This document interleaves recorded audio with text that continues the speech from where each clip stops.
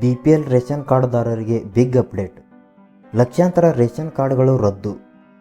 ಇಲ್ಲಿದೆ ಇದರ ಇನ್ನಷ್ಟು ಕಂಪ್ಲೀಟ್ ಮಾಹಿತಿ. ನೀವು ಚಾನಲ್ಗೆ ಹೊಸಬರಾಗಿದ್ದರೆ ಸಬ್ಸ್ಕ್ರೈಬ್ ಆಗಿ ಮತ್ತು ವಿಡಿಯೋ ಇಷ್ಟ ಆದರೆ ಲೈಕ್ ಮಾಡಿ. BPL ರೇಷನ್ ಕಾರ್ಡ್ಗಳನ್ನು ರದ್ದುಪಡಿಸಲು ಆಹಾರ ಮತ್ತು ನಾಗರಿಕ ಸರಬರಾಜು ಇಲಾಖೆ ನಿರ್ಧರಿಸಿದೆ. ಸದ್ದುಗದ್ದಲ ಇಲ್ಲದೆ ಲಕ್ಷಾಂತರ ರೇಷನ್ ಕಾರ್ಡ್ಗಳು ರದ್ದಾಗುತ್ತಿವೆ. ರಾಜ್ಯ ಸರ್ಕಾರ ಒಂದು ಕಡೆ ಹೊಸ ಯೋಜನೆಗಳ ಮೂಲಕ ಜನರಿಗೆ ಸಂತೋಷ ನೀಡುತ್ತಿದ್ದರೆ ಇನ್ನೊಂದು ಕಡೆ ಸುದ್ದಿ ಇಲ್ಲದಂತೆ ರೇಷನ್ ಕಾರ್ಡ್ ರದ್ದು ಮಾಡುತ್ತಿದೆ. ಯಾರು ಯಾವಾಗ ತಮ್ಮ ರೇಷನ್ ಕಾರ್ಡ್ ಕಳೆದುಕೊಳ್ಳುತ್ತಾರೆ ಎಂದು ಊಹಿಸುವುದಕ್ಕೂ ಕೂಡ ಕಷ್ಟವಾಗುತ್ತಿದೆ. ರೇಷನ್ ಕಾರ್ಡ್ ವಿಚಾರದಲ್ಲಿ ಕಟ್ಟುನಿಟ್ಟಿನ ನಿರ್ಧಾರ. ಇಲ್ಲಿಯವರೆಗೆ ರೇಷನ್ ಕಾರ್ಡ್ ಬೇಕಾಬಿಟ್ಟಿಯಾಗಿ ಪ್ರತಿಯೊಬ್ಬರಿಗೂ ಕೂಡ ವಿತರಣೆ ಮಾಡಲಾಗುತ್ತಿತ್ತು. ನಿಜವಾಗಿ ಹೇಳಬೇಕು ಅಂದರೆ BPL ರೇಷನ್ ಕಾರ್ಡ್ ಕೇವಲ ಬಡತನ ರೇಖೆಗಿಂತ ಕೆಳಗಿರುವವರು ಮಾತ್ರ ಬಳಕೆ ಮಾಡತಕ್ಕದ್ದು. ಆದರೆ ಉಳ್ಳವರು ಕೂಡ BPL ರೇಷನ್ ಕಾರ್ಡ್ ಬಳಸುತ್ತಿದ್ದಾರೆ. ಇದು ಸರ್ಕಾರದ ಗಮನಕ್ಕೆ ಇತ್ತೀಚೆಗೆ ಬಂದಿದೆ. ಹಾಗಾಗಿ 2016ರ ಪಡಿತರ ಚೀಟಿ ನಿಯಮಗಳನ್ನು ಉಲ್ಲಂಘಿಸಿ ಮಾನದಂಡದ ಒಳಗೆ ಬಾರದೇ ಇರುವ BPL ಕಾರ್ಡ್ ರದ್ದುಪಡಿ ಕೆಲಸವನ್ನು ಬಹಳ ವೇಗವಾಗಿ ಸರ್ಕಾರ ನಡೆಸುತ್ತಿದೆ. ಲಕ್ಷಾಂತರ BPL ಕಾರ್ಡ್ಗಳು ರದ್ದು.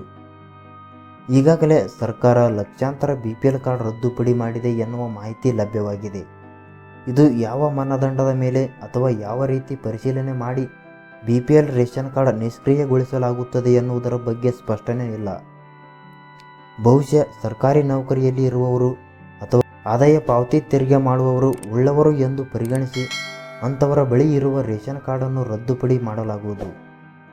ಯಾರಿಗೆ BPL ರೇಷನ್ ಕಾರ್ಡ್ ಕೇವಲ ಒಂದು ಗುರುತಿನ ಚೀಟಿಯಾಗಿ ಮಾತ್ರ ಬೇಕು, ಯಾವುದೇ ಪಡಿತರ ಚೀಟಿ ವಸ್ತುಗಳನ್ನು ಪಡೆದುಕೊಳ್ಳುವುದಿಲ್ಲ ಎಂದುಕೊಳ್ಳುತ್ತಾರೋ ಅಂಥವರು ತಕ್ಷಣ ತಮ್ಮ BPL ಕಾರ್ಡನ್ನು ಸಂಬಂಧಪಟ್ಟ ಇಲಾಖೆಗೆ ಸರೆಂಡರ್ ಮಾಡಿದರೆ ಹೆಚ್ಚು ಒಳ್ಳೆಯದು ಎಂದು ಸರ್ಕಾರ ತಿಳಿಸಿದೆ.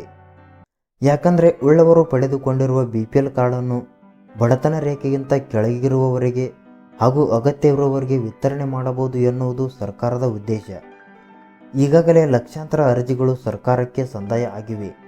ಈ ಎಲ್ಲ BPL ಹಾಗೂ ಇತರ ರೇಷನ್ ಕಾರ್ಡ್ ಅರ್ಜಿಗಳನ್ನು ಸರ್ಕಾರ ಒಂದೊಂದಾಗಿ ಪರಿಶೀಲನೆ ನಡೆಸುತ್ತಿದ್ದು ಸದ್ಯದಲ್ಲಿ ಹೊಸ ರೇಷನ್ ಕಾರ್ಡ್ ವಿತರಣೆಗೂ ಕೂಡ ಚಿಂತನೆ ನಡೆಸಿದೆ.